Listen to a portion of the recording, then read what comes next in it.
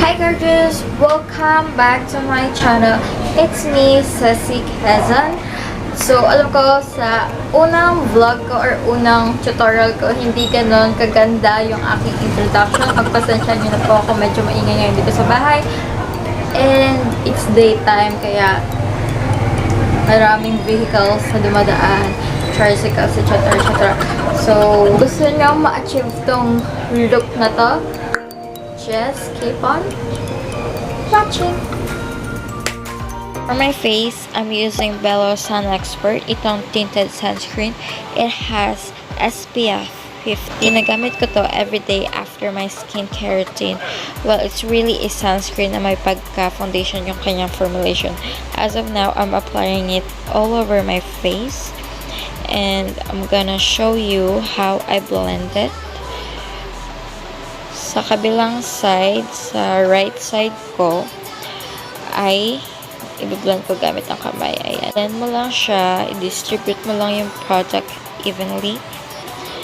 Make sure na walang matitirang product sa face nyo. And parang ina-apply ko lang siyang katulad ng sunblock or sunscreen. Did you know guys, importante ang sunscreen kasi it protects us from UV rays that can cause skin aging, sunburn, skin cancer, and discoloration.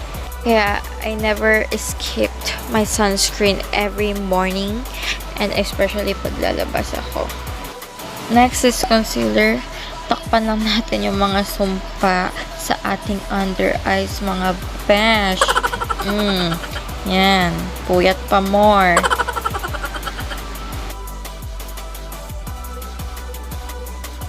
Now, blend everything out. Ayan.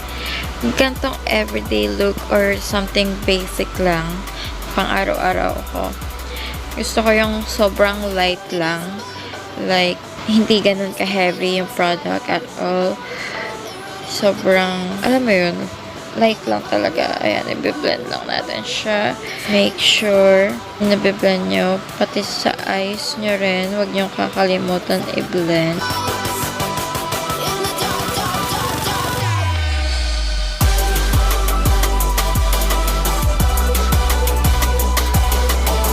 Now, I'm applying my lip balm para hydrated tayo at hindi ma-dry through all day long, girl. Now, let's move on to the face powder. I'm using this Maybelline. Yan, ipapat ko lang siya all over my face. I'm not swiping it sa aking mukha para hindi mag-clog yung pores. And sobrang natural lang tignan yung ating face. Magkakontrol lang tayo ng konti. I'm applying first to my forehead and then i-blend mo lang.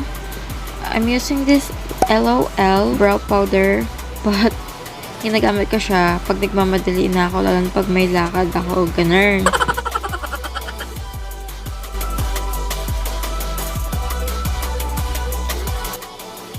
Ayan, maglalagay na ako sa hollows ng aking pisngi. Ayan, do the fish look. Para makita nyo kagad yung hollows ng pisngi ninyo. And bring it down to your jawline. Do the same thing sa left face nyo. Blend everything up and down to your jawline.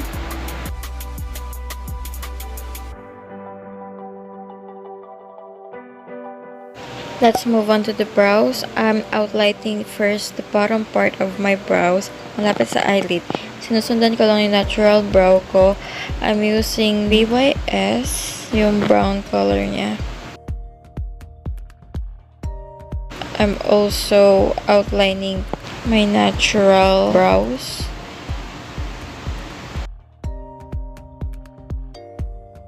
And sinusundan ko lang yung arch ng aking kilay, guys. Mukha siyang mataray, pero hindi po mataray. Hindi po ako mataray. Mukha lang pong mataray. Biblend ko galing tong spoolie brush. As you can see, hindi ko na finil in yung eyebrows. I'm just blending it out together para soft lang tignan ng ating kilay and hindi masyadong kakapalan. And do the same thing sa left.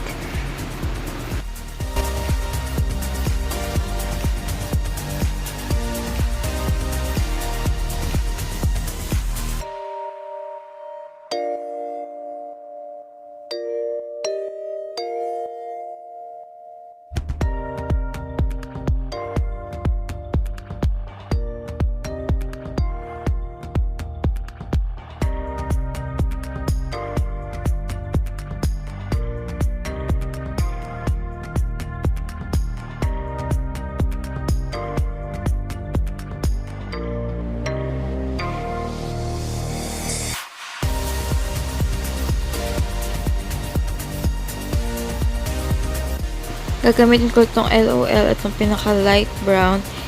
I-apply ko siya sa aking eyelids para matakpan yung redness ng aking veins and para hindi dull tignan yung ating pagmumukha. I-blend mo lang siya mga besh. Now I'm using this transparent mascara. I-apply ko lang siya sa aking kilay para hindi siya buhaghag mamaya for all day. And para on flick. At para hindi siya bushy tignan.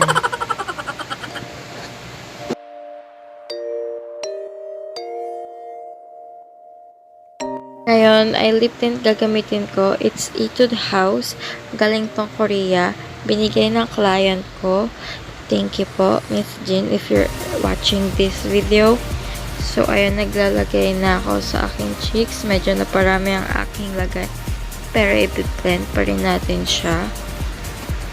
Inapat ko lang yung lip tint sa aking cheeks. And, papunta sa nose. Biniblend ko lang siya.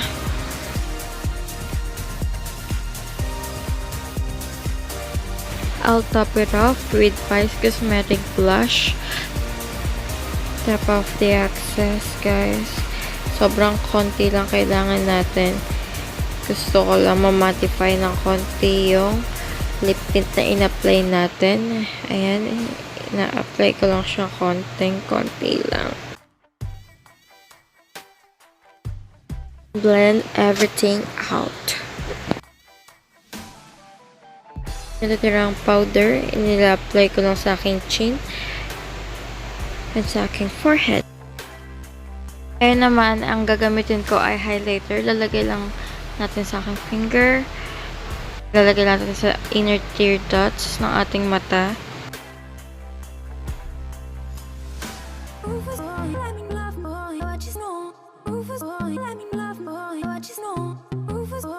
And blend everything.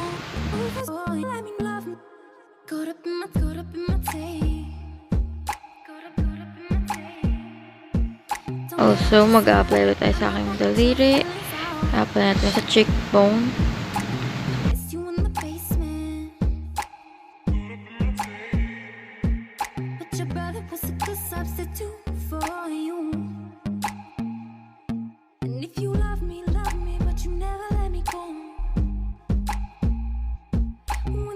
I-blend nyo lang siya, guys.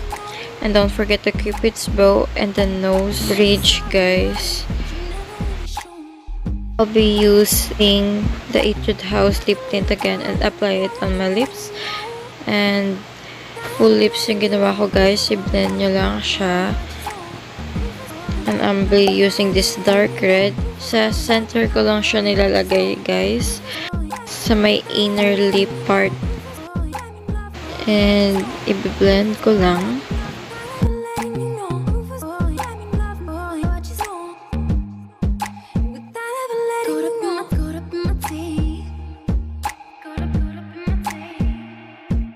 Ito na, guys, ang finished look ng ating makeup.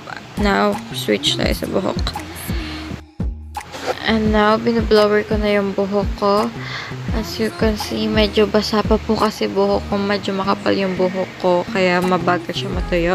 I use curlers para hindi tumikwas yung buhok ko. And off-cam, ni-remove ko na yung curlers. Ayan na siya, guys. Medyo basa pa rin sa sobrang kapal ng buhok ko.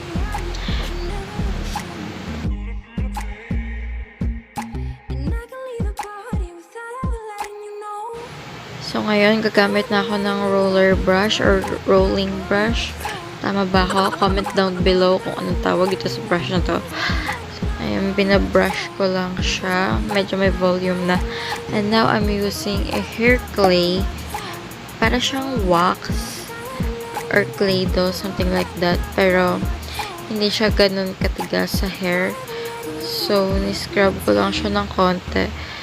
Tapos, binabrush ko lang siya patalikod sa aking buhok and ini-style ko lang siya sa aking kagustuhan.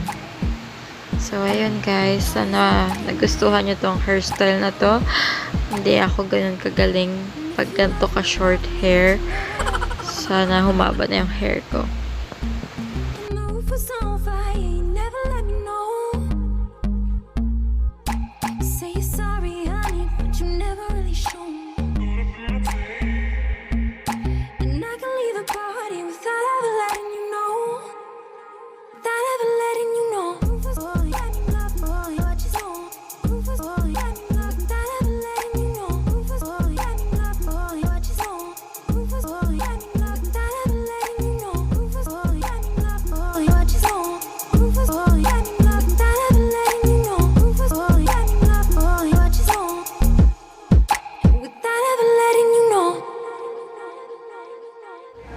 So, ayan guys, ito na ang ating finished look.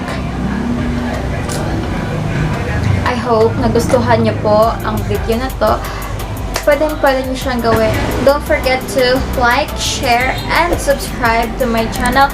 And also, hit the notification bell para notify kayo every time na mag-upload ako ng panibago kong video. Thank you guys!